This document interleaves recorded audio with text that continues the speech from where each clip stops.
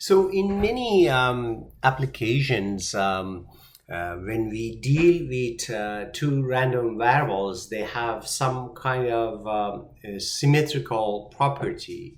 One of them is circularly symmetrical. For instance, if you try to hit the center of this point from a distance with a gun or some particle, then it is likely that you will not center. And then the location that you hit is going to be somewhere around the center.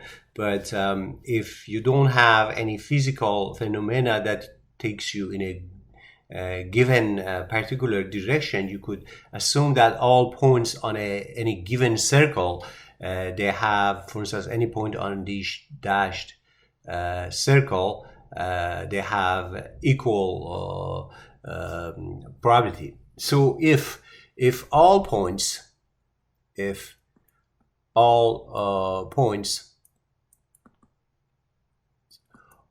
on any given circle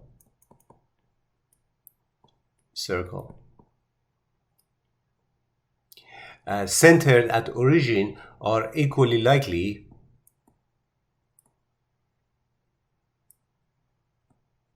to happen, then we call these random pair X and Y as circularly symmetrical. So this has lots of application in engineering and physics and so on, because in lots of phenomena this happens, like in communication, the phase errors or so on. Or if I ask you, this is a pizza, and choose random points uniformly distributed inside this pizza, then this angle theta will have uniform distribution, and all the points on any given circle has circular symmetry. Let us formulate these circular symmetry random variables a little bit more precisely mathematically.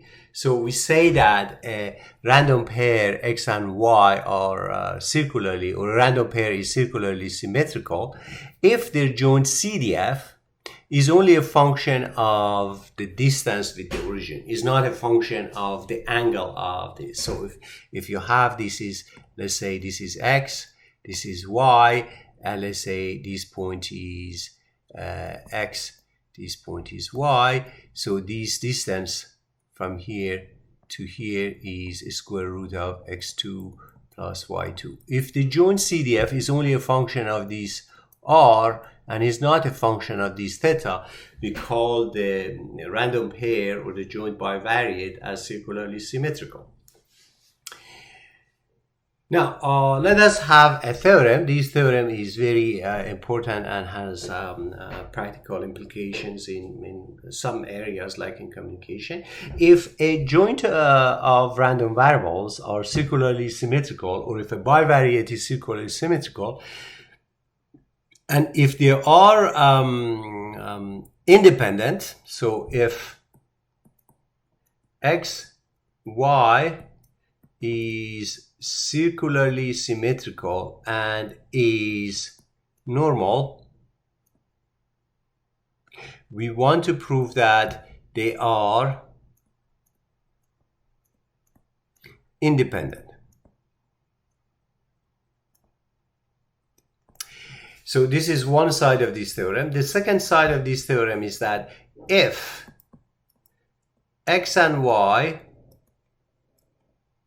is circularly symmetrical and they are independent, then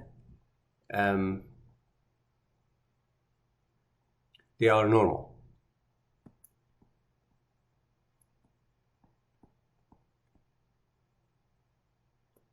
In other words, this theorem is equivalent to say that the only pair of circular symmetrical bivariates which are independent are normal distribution. So this is this side.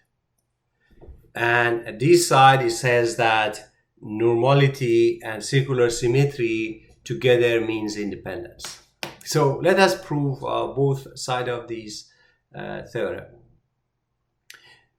So the proof is very easy. So we have two assumptions. We have assumption of circular symmetry, and we assume, so this is circular symmetry, and this is the assumption of independence. We want to use both of them, and we want to show that they are jointly normal. So how we do that?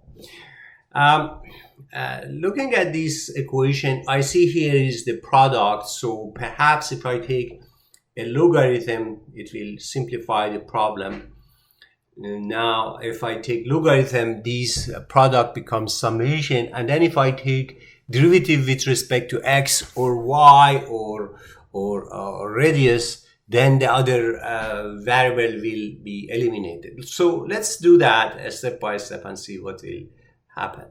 So if I take log of this expression, what I get is this equation. Now if I take derivative of these with respect to, let's say, x or respect to y, if I get derivative of this with respect to x, derivative of this is 0, this will become d to dx of fx of x divided by fx of x, and this one become another expression.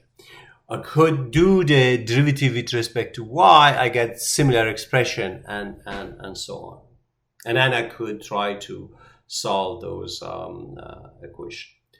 So here you could one time calculate it, do the derivative, because what you got here is that on any circle you have the same distribution, so you are a function of, let's say, this r. So once you are in this direction, your r is equal to x. Once you are on this direction, your r is equal to y, or you could go on arbitrary direction. So these derivatives, they should be equal to each other. So so if you drive these with respect to x, you get this expression. If you drive it with respect to y, when you drive it with respect to x, you get this one, because this x appears here, then you can move x here. Then you can drive this with respect to y, and then divided by y, you get this equation. You get this equation. And you will see that this equation, the first one, is not a function of y. You see that the second one is not a function of, oh, there is a typo here.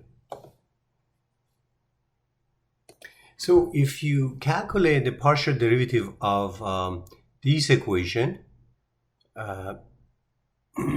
with respect to x, you get, because derivative of ln will become derivative of this function at this point, divided the function, and then times derivative of whatever is inside the function, which is derivative of this one with respect to x, which is equal to this one. Now, derivative of this one will be derivative of the function here divided by the function itself, and derivative of this with respect to x is 0. So what can I do is that these two simplifies with these and these x. I could divide both sides of these by x, so this disappears here, and I get 1, and then I get 1 over x. Similar to these, if I derive these with respect to partial derivative with respect to y, I get a similar expression. The first side is same, but the second side will be 1 over y, f prime of y, the derivative of the PDF divided by f by y. Now, because, and the first side will be safe. So these three identities, these three entities, they shall be equal to each other. Now the point is that the first expression here, the first line, is only a function of x. This is only a function of y. Therefore, these quantities, they should be constant. Let's say denote these constant value by alpha. Let me summarize that.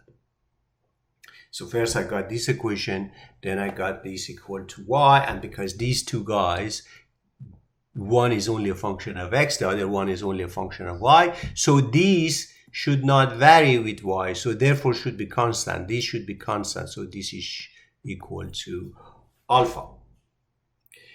Now, I could solve this equation I could solve, because this is a differential equation, this equal to alpha. So I get f prime of x 1 over x, and then if I multiply both sides by fx of x, I will get minus alpha f x of x is equal to 0. So this is a differential equation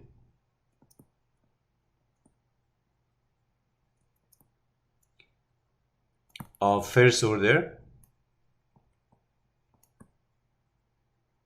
and then you can solve it. Similarly, you could look at this expression. So this x2